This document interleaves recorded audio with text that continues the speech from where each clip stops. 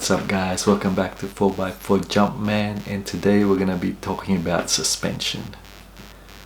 What suspension would you get? Would you get a 2-inch lift or a 4-inch lift? And what suspension are there available in the market? And also you need to know how much load are you going to put on your 4-wheel drive. So having a 2-inch lift will give you more clearance.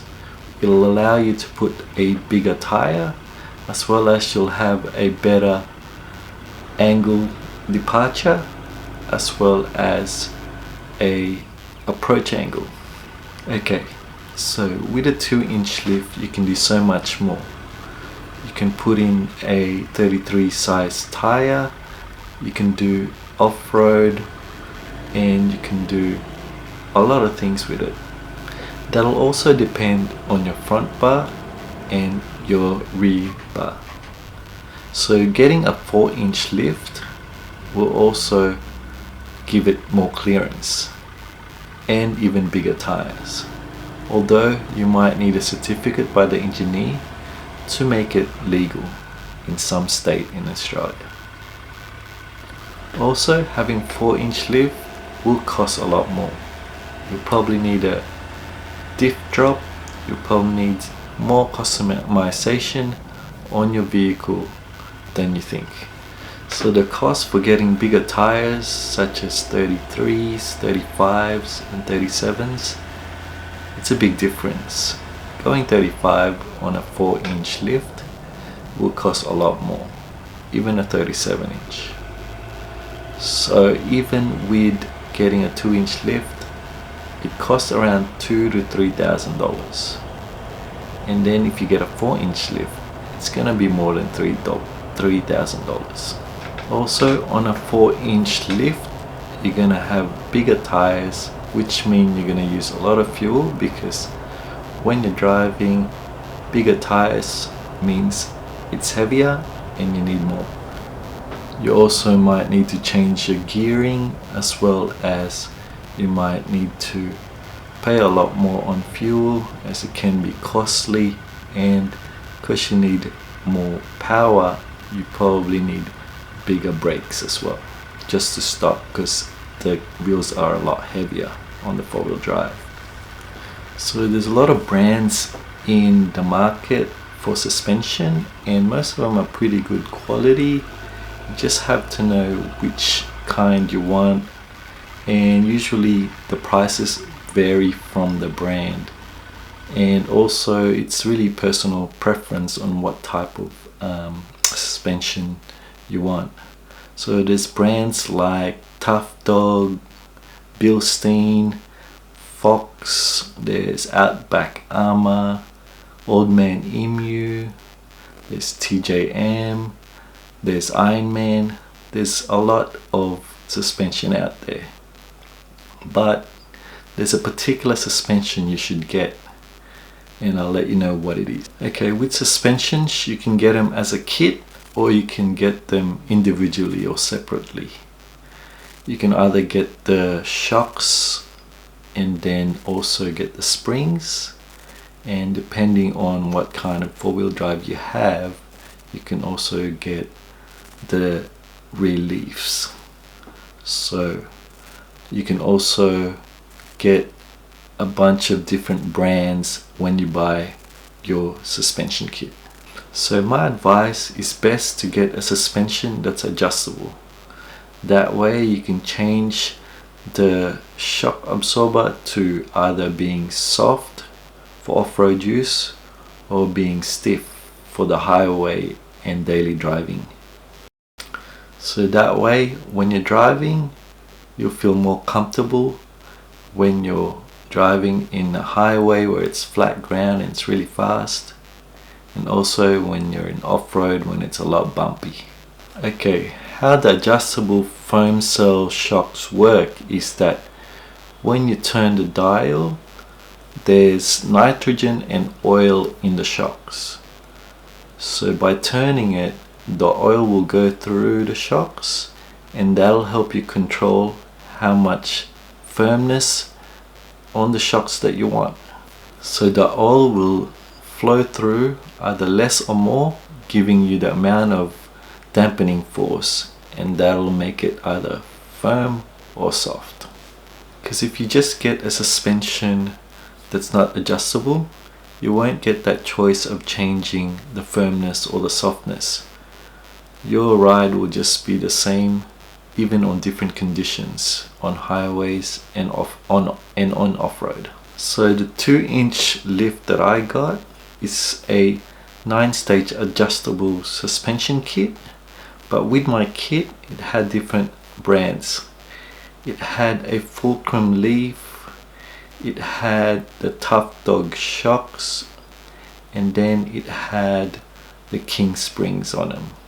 So my shocks are foam cells, and also it's a 300 kilogram load, and it's not constant because I don't have load on the back all the time, because I also drive it for work. In the front of my car I have a bull bar as well as a winch, so that 300 kilogram weight allows for those bull bar and winch. And this is a 300 kilogram non-constant ride comfort for my Ford Ranger. Alright, let's see how we go with this bump, which is kind of just like a small crossing. I'll just go pretty quick on it and see. That was the bump. So when I picked up my 4-wheel drive, the suspension was on 2 at the front and 2 at the back, and when I was driving it, it was nice and smooth and soft. But when I'm driving it in the highway, I want it to be firm, so I've changed some of the settings. So right now I'm driving it on 5 at the front and 3 at the back. Usually with a Ford Ranger Ute at the back, it's really bouncy, and when you hit a bump it just thumps. But with the adjustable, setting it on 3, it's nice and smooth. Same as at the front. Because the front is a lot heavier, I keep it on the 5, so when I'm driving on the highway, it's nice and smooth when you're turning, and it doesn't bounce as much. Yep, the suspension just feels heaps smooth. So different to the stock. It's nice and soft, but not as soft as the stock. Especially when I tested out the stock, it felt already smooth, but this one is like on another level. It's also best to know what accessories you're going to put in on your 4-wheel drive.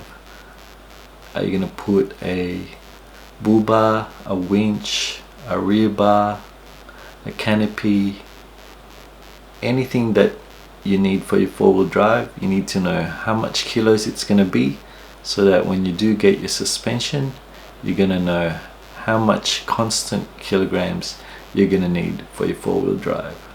Otherwise, if you get the wrong kilograms, you're going to be either sagging at the back or sagging at the front. So I've had the Tough Dog for over 6 months now, and I'm really loving it. I enjoy riding in it. It's so comfortable when I'm driving off-road, on the sand dunes, on the highway, and even just daily driving. I can just adjust the comfort that I want, and depending on how soft that I want it, and as well as how firm I want it. So it's good that it's got a 9-stage adjustable. So the drive here was nice and smooth.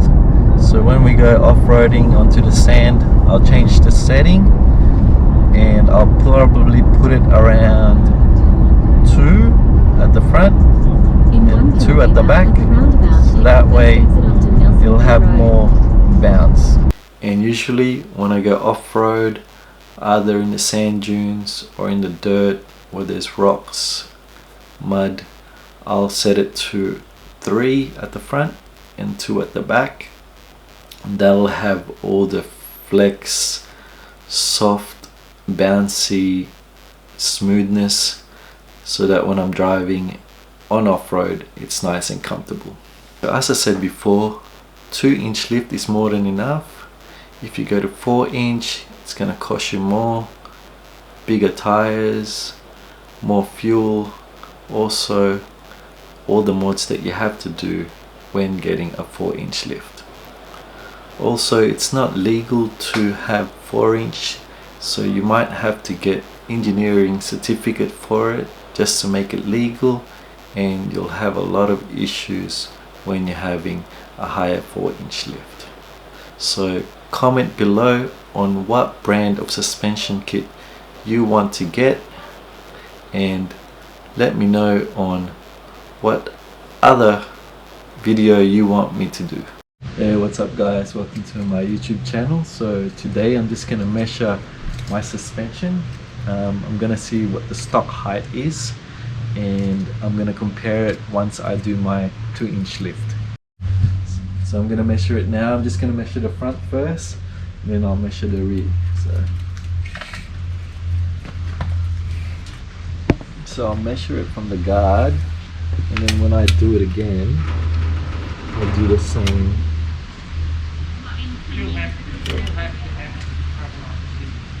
So I'll do it from where the 40s. So that one's about 54-inch. Let's type it up. So with this one, the rear, so I'm doing the rear. So with the rear, it's 62 centimeters. If you like this video, please like and subscribe to 4x4 Jumpman, and I'll see you in the next one. Peace.